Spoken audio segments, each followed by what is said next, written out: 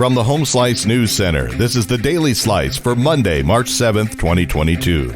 I'm D. Ray Knight, and this is what's going on. Here's the latest on the war in Ukraine. Russia's invasion of Ukraine has entered its 12th day following what Ukrainian authorities describe as increased shelling of encircled cities and another failed attempt to evacuate civilians from the port city of Mariupol. Russia announced yet another ceasefire and humanitarian corridors to allow civilians to flee Ukraine starting today. Two previous ceasefire attempts have failed. Moscow's armed forces continue to pummel some Ukrainian cities with rockets even after the announcement.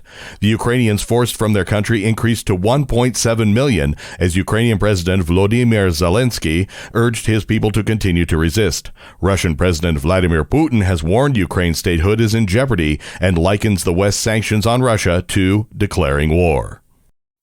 In news closer to home, one person died late Friday night in a two-vehicle crash east of Box Elder. The names of the three people involved are not being released pending notification of family members. Preliminary crash information indicates that a 2006 Toyota Tacoma was eastbound on Interstate 90 when the driver lost control. The vehicle went to the median, rolled, and came to a rest in the left westbound lane. It was struck by a westbound 2017 GMC Acadia. The 69-year-old driver of the GMC was pronounced dead at Rapid City Hospital. The two other people were not injured. Charges are pending against the 51-year-old male driver of the Tacoma. Seatbelt use by all three people involved is under investigation. A plan to cut down some spruce trees could control Black Hills fires. Amy Rose has more. Federal officials are saying they plan to cut down some white spruce trees in the Black Hills. This is to help limit damage from wildfires and to allow other tree species to grow.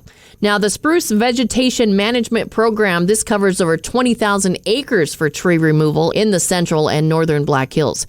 Jerry Kruger, who's the deputy supervisor of the Black Hills National Forest, he said spruce stands create opportunities for wildfires to jump from one location to the next. He also added that removing white spruce would encourage aspen growth. Now, some opponents are saying the project would destroy the ecosystem of spruce stands.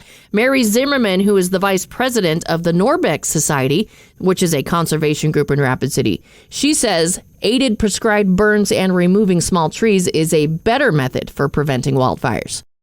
The Department of Veterans Affairs is reportedly recommending to downsize or possibly close certain facilities in South Dakota, including the hospital at Fort Meade and Hot Springs VA, turning them into modernized clinics.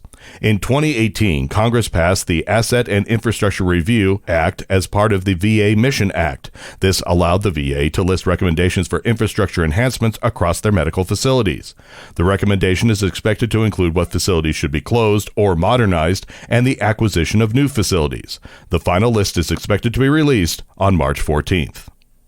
In national and international news, Netflix and TikTok are blocking services in Russia. Chrissy Davies explains. Netflix and TikTok suspended most of their services in Russia on Sunday as the government cracks down on what people and media outlets can say about Russia's war in Ukraine. Pulling the plug on online entertainment and information is likely to further isolate the country and its people after a growing number of multinational businesses have cut off Russia from vital financial services, technology, and a variety of consumer products in response to Western economic sanctions and global outrage over the invasion of Ukraine. Other companies that said they were cutting ties to Russia Sunday included two of the big four accounting firms and American Express.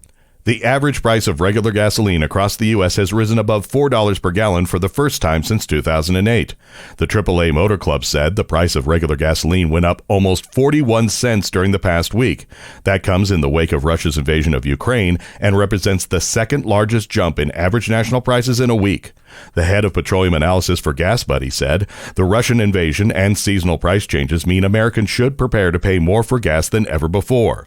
The all-time high for average gasoline prices was set on July 17, 2008 at $4.10 per gallon. The average price per gallon in South Dakota is $3.70. Your weather forecast from the Home Slice Weather Center. Plenty of sunshine today and a high of 36. Snow flurries possible tonight with a low of 22.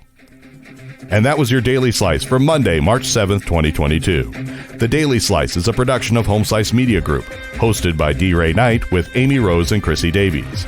Executive producer Mark Houston. Engineered by Chris Jacquez. I'm D. Ray Knight. Have a great day.